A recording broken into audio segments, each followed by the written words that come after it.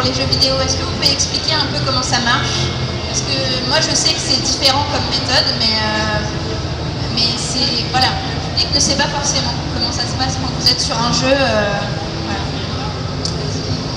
Le doublage conventionnel, c'est une image, quelque chose qui a déjà été tourné, et une bande rythmo, c'est-à-dire une bande blanche avec le texte écrit dessus qu'on lit en place, voilà, qui défile et qu'on lit à un moment bien précis.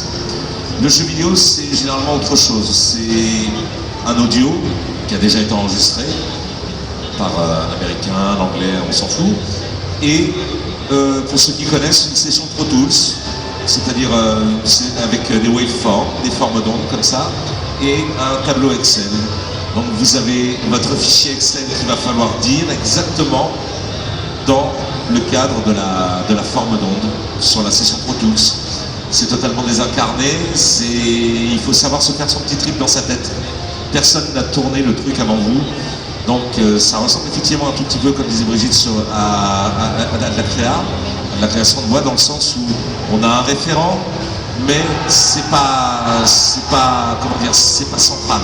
Ce qui est central, c'est de devoir être en place et de se faire son petit jeu dans la tête. Il y a un certain nombre de comédiens qui ont du mal à le faire et d'autres qui sont beaucoup plus à l'aise. Donc il faut faire son petit cinéma dans sa tête et jouer aux jeux vidéo et connaître l'univers des jeux vidéo. Et je trouve, moi personnellement, un véritable avantage pour être comédien sur les jeux vidéo. Voilà. Comment procède un directeur artistique du coup pour ce genre pour les jeux, parce qu'il n'y a pas du tout de béquille entre guillemets comme tu le dis. On est un peu dans le Schwartz, c'est un peu comme voilà, ça dépend. On a certains éditeurs qui nous envoient des descriptions extrêmement larges de tous les personnages. Oui, des grosses descriptions.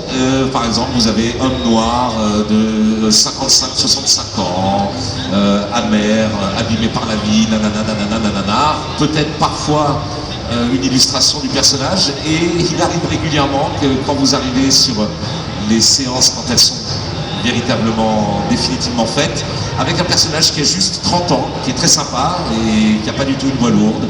Enfin, donc c'est un foutoir sans nom. Voilà.